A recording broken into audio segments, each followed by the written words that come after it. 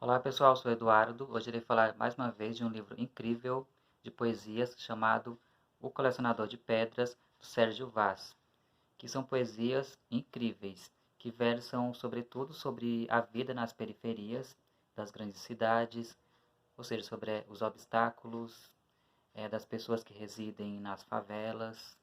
Elas têm que serem verdadeiros colecionadores de pedras, como alude o título, ou seja, as pedras como obstáculos, só fazendo uma alusão ao poema do Drummond, o célebre poema, não é?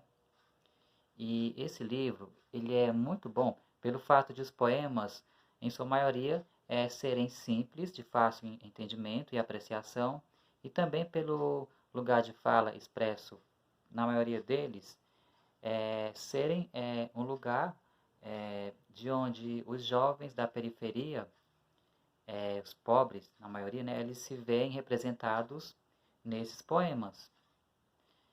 E, ou seja, isso é a importância do local de fala.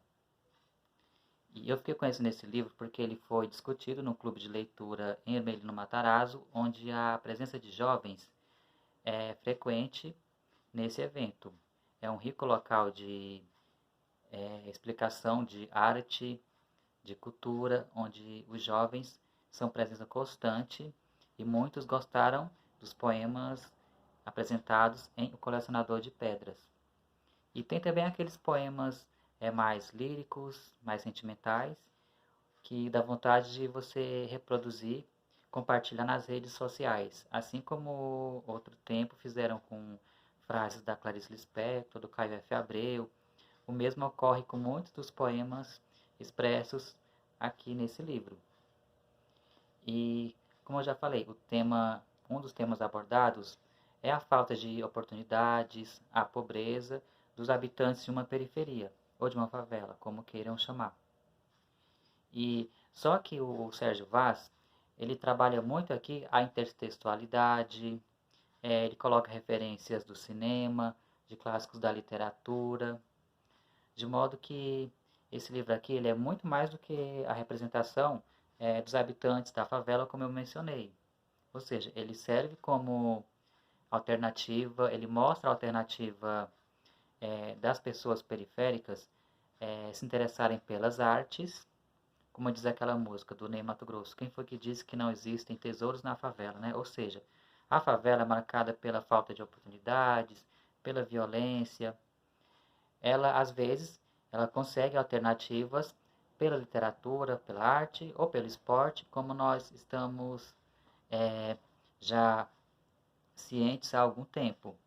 E o Sérgio Vaz é uma dessas alternativas, uma dessas oportunidades de mostrar os talentos, toda a arte das periferias. Tanto é que ele, se não me engano, foi o próprio Sérgio Vaz que criou a Cooperifa, que são os saraus nas periferias de São Paulo. Ou é Taboão da Serra, agora eu me perdi um pouco.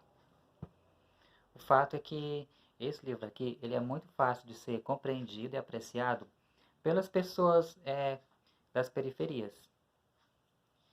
E o que eu mais me achei interessante nesse livro foram as referências que o Sérgio Vaz utilizou, porque tem um poema chamado 22 gramas, que de imediato me lembrou o filme do Iñárritu, o diretor de cinema mexicano, 21 gramas.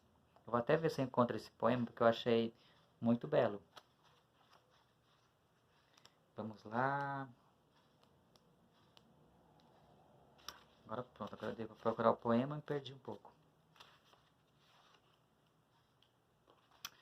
Vou escolher outro, mais que 21 gramas, 42 gramas é um dos melhores desse livro aqui. Na minha opinião é. Vou ler outro chamado Fotografias, que é belíssimo também. Vou tentar declamar, não é? Porque eu tenho essa dificuldade, apesar que eu consigo entender toda a subjetividade, todo o lirismo do poema.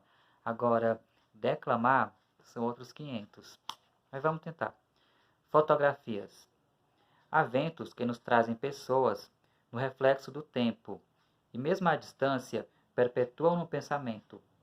São fotografias que a saudade terá sempre os negativos revelados na memória.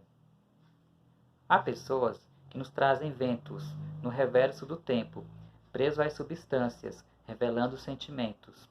São maravilhas, que a sinceridade terá sempre os positivos relatados na história. Muito bonito esse poema do Sérgio Vaz. Mas ele vai retomar aqui grandes clássicos da literatura, ou seja, como uma intertextualidade na construção desses poemas, porque ele vai retomar o Romance dos Miseráveis, do Victor Hugo, ou o clássico Romeu e Julieta, que é uma peça do Shakespeare. E também, claro, além das referências do cinema, como eu já citei o poema 42 gramas, também tem um poema chamado Ultraman. Eu não sei se o Ultraman é um personagem de cinema, eu penso que sim, posso estar enganado. Enfim. O fato é que são poemas belíssimos e eles têm esse pano de fundo do pobre, do indivíduo carente das periferias, que tem que remar contra uma correnteza de obstáculos impostos pela pobreza, pelo capitalismo selvagem. Tanto é que tem um poema chamado Karl Marx, ou seja, Marx é um dos teóricos do comunismo, ou pelo menos que os comunistas o têm como referência. E o Sérgio Vaz, ele criou um poema chamado Karl Marx. Está na página 46, eu vou tentar ler, já que eu não sei declamar. Karl Marx. Marx nasceu pobre. Na verdade, nasceu Maximiliano da Silva Nobre. Curtido na pedra, criou-se vidraça e, como o pai, também era pintor.